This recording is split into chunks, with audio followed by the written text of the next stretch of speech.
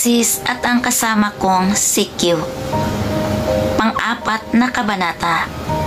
Dave, ano ba? Baka darating si Tony. Ngunit napag-aral-gal ang boses ni Tina sa mga oras na yon dahil masyadong malikot mga kamay ni Dave hanggang salat na salat ito ang kanyang dalawang pinatubo. Dave, napayakap si Tina kay Dave sa mga oras na yon at akma na sanang tanggalin ni Dave ang mga saplot ni Tina nang biglang tumawag si Tony. Ma! Naitulak ni Tina si Dave ng malakas at sakto naman yon sa pagpasok ni Tony sa pintuan. Dahilan ng ikinagulat ni Tony na parang balisa ang dalawa. Anong nangyari, buddy? Wala, buddy. Nag-aayos na ako ng ibang gamit. Ilabas ko ng unti-unti, sagot ni Tony sa akin. Ganon? Sige, salamat, buddy, pero kain muna tayo bago mga yan, buddy. Nang biglang buntong hininga ni Tina. Ma, okay ka lang ba? Tanong ko sa aking asawa. Okay naman pa. Bigla niyang sagot pero parang nakakita ng multo na di maipaliwanag para talagang may nangyayari na hindi maganda. Pero hiyaan ko na nga, mapapagod lang ako sa kaiisip. Dave, kain na tayo. Tina? Sige ma, halos magkasabay kaming sumagot ni Dave sa mga oras na yon at sabay kaming umupo sa misa. Ma, ang mga bata saan?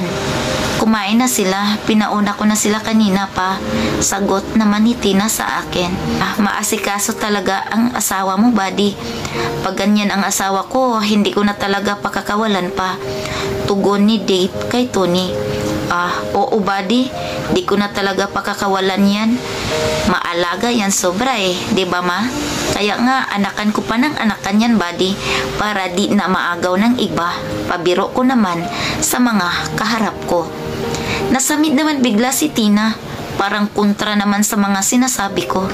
Sa mga oras na yon, natapos na kaming kumain. Mag-umpisa na din kaming maglipat sa bago naming tirahan. Buddy, paano? Tara na? Hahay, ma, iwan na natin itong lumang bahay.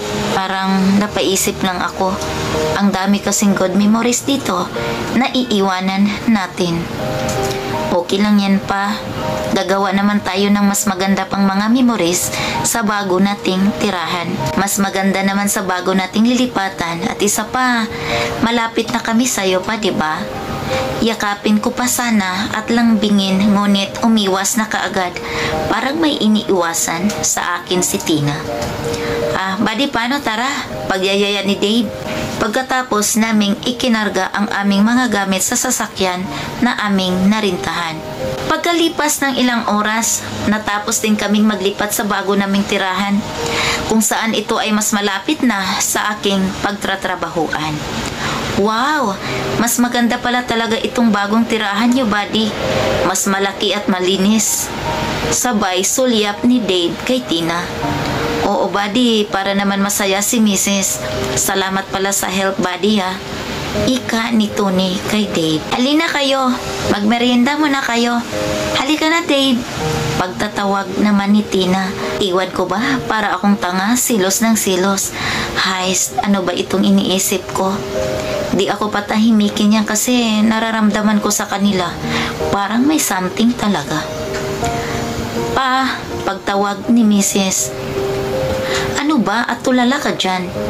Biglaan naman ang paggising ko sa pagkatulala. Wala ma. Nanibago lang ako sa bagong bahay natin. Susunod na ako dyan ma. Ayusin ko muna ang mga gamit natin at ilagay ko muna sa loob. Habang sa misa, andon ang mga bata, si Dave at si Tina. Tina, pwede na akong bibisita sa'yo anytime kapag duty si Mr. mo. Okay ba yon? Dave, baka marinig ka ni Tony. Ano naman kung marinig ako? Di aagawin kita.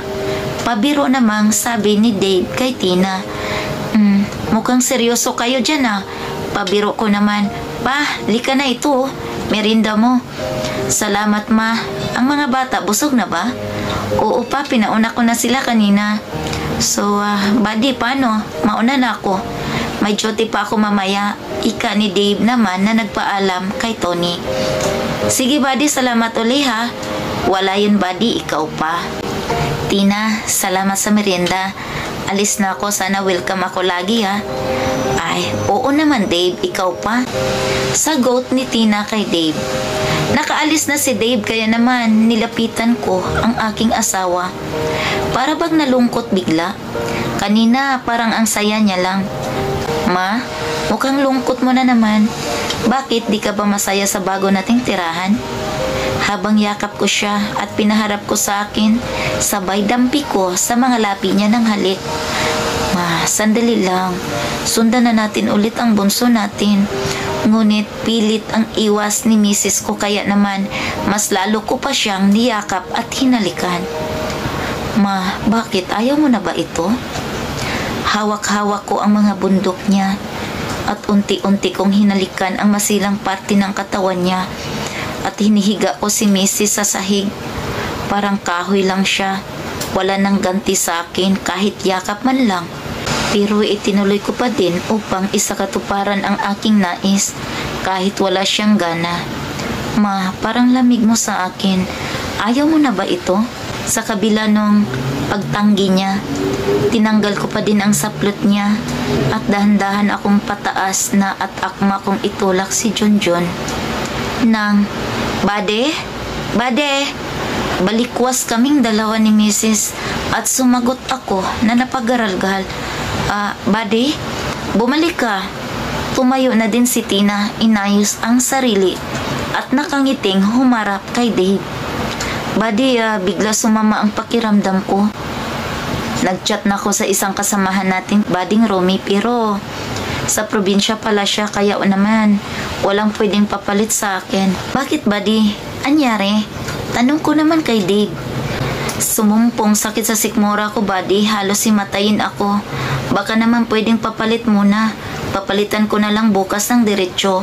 Gawa ng tinulungan ako ni Dave sa mga paghahakot. Hindi na lang ako tumanggi dahil malapit naman si Tina sa akin.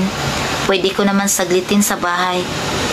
Sige buddy, okay lang. Sagot ko naman kay Dave.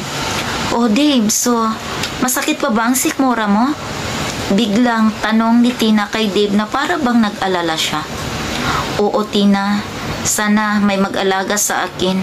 Biglang sagot ni Dave kay Tina nang biglang pagbablush ni Tina.